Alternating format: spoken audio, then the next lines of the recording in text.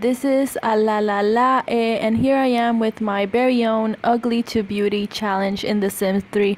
So basically I'm taking a break from building, which I've been doing a lot of, and it's a little bit of a break, but then I realized that making Sims is just as hard as building, so it's kind of interesting.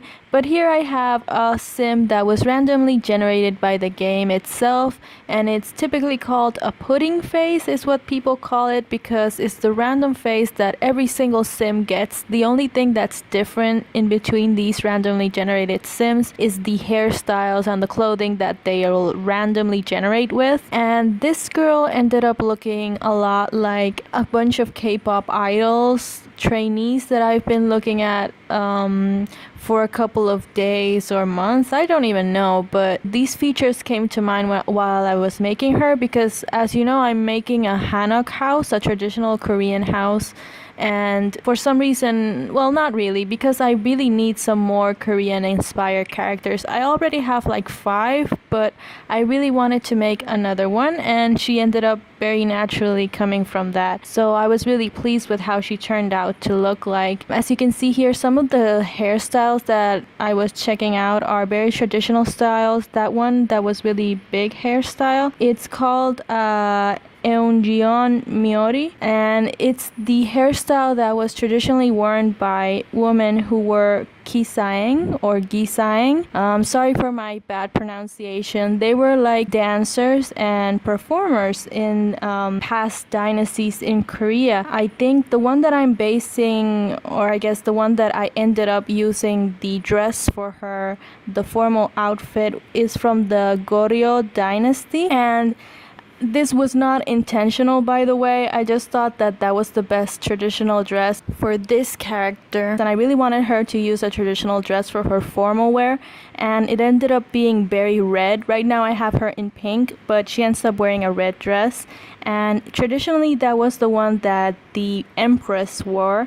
And she's also wearing a hairpin, which is also traditional, and it's called a binyo. And the hairpin, I think, is a dragon. It's a golden dragon. And there's also that green one that you see on the back. And basically, in that dynasty, they were all used to denote their place in the societal hierarchy. So from what I've read on the internet, which is always accurate, of course, she would be with those clothes. She would be like a noble woman, which I totally didn't mean for her. I wasn't really visualizing her as, you know, like a noble woman or anything like that. I saw her more like in modern times, because of course this she will be a character in the Let's Play, but the Let's Play is just meant to be inspired by all of these cultures, so she doesn't really need to fit strictly into any type of, you know, any type of characteristics like that. But yeah, so the traditional dress that she is wearing in the formal outfit, it's called a hanbok.